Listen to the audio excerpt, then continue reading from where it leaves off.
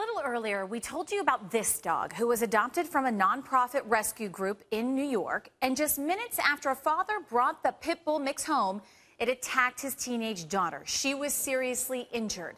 But you may wonder, how can you make sure the animal you want to adopt will fit well with your family? Well, joining me now is Grace Murphy. She's the Director of Development at Atlanta Pet Rescue and Adoption. She brought along some four-legged friends that are up for adoption, like Chimes and Brooklyn. And Grace, you and I have had this conversation before. We always try and encourage rescue because it's such an important thing for these dogs that need homes. But how do you know that you're getting a dog that's safe for your home?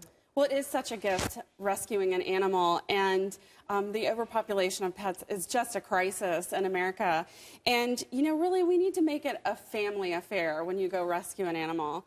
Don't just have your dad or your mom go pick out an animal. Make sure that these guys are safe with your children, that they're going to be loving towards your babies. So spend some time with them. Correct. This dog in question was later euthanized, we should point out, and also the family said they felt an urgency because they said this dog is going to be put down, and in the description said it was a sociable dog, good for the average family. How can you trust some of these organizations that they are telling you the truth about the dog? And really, it's all in training.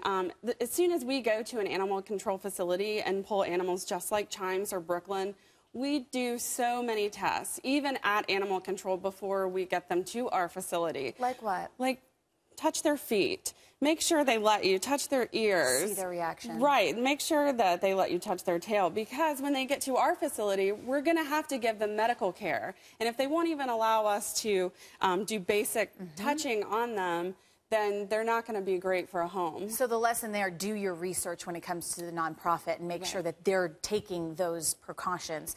What about some red flags that a dog might not be right for your family, especially if you have children? Well, you know, as I said, your family needs to go meet these animals. So once you meet with your adoption counselor, you know, be honest with them. Say, you know, we're an active family, or we don't really want an energetic dog. We want a lap dog. We want a senior dog.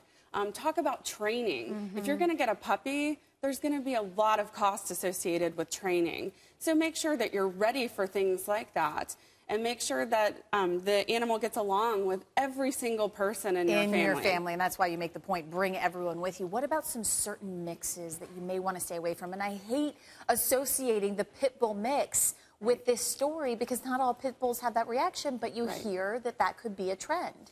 You know, it really depends on your lifestyle and where you live. You don't want to put a big Doberman or Rottweiler in an apartment, or even maybe a tiny Chihuahua that will bark and have separation anxiety. We don't know what we're getting when we get rescues sometimes. We don't know their background. They might be abused. Or their medical history. Correct. So if, you know, you just want to make sure with your house, with your children, with your family members, anyone who comes into your home, that your dog is going to feel safe and act safe. So do your research. Sweet little Brooklyn here. I've already done mine.